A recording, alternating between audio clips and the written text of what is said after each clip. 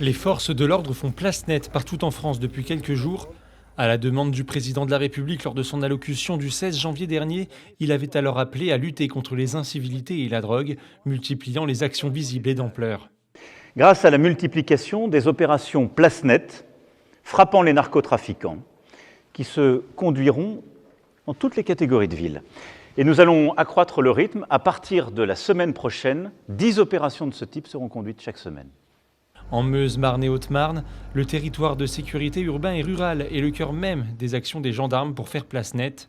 À travers différents types de contrôles comme mercredi matin à bord des trains en gare de Vitry-le-François ou dans la nuit de mercredi à jeudi avec un gros dispositif de contrôle de tous les véhicules circulant sur la route départementale 520 entre Joinville et Saint-Dizier. On est à la veille de différents grands événements à l'échelle nationale et à l'échelle du département. Et donc on se doit d'être une présence des forces de sécurité et du corps préfectoral à ses côtés. Dans la ligne de mire des gendarmes, la délinquance itinérante qui touche l'ensemble du territoire, mais aussi les filières agricoles.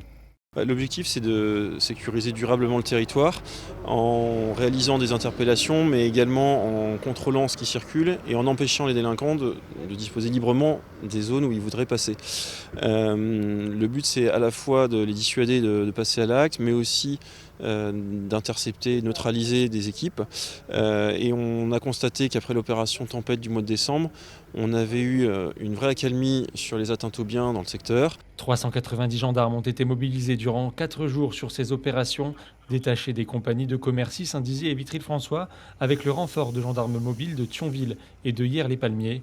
Tous travaillant sous réquisition des procureurs de la République permettant des droits supplémentaires de fouille lors de ces opérations. En 96 heures dans les 3 départements, 900 véhicules ont été contrôlés, 140 infractions ont été relevées dont certaines ont amené à des placements en garde à vue.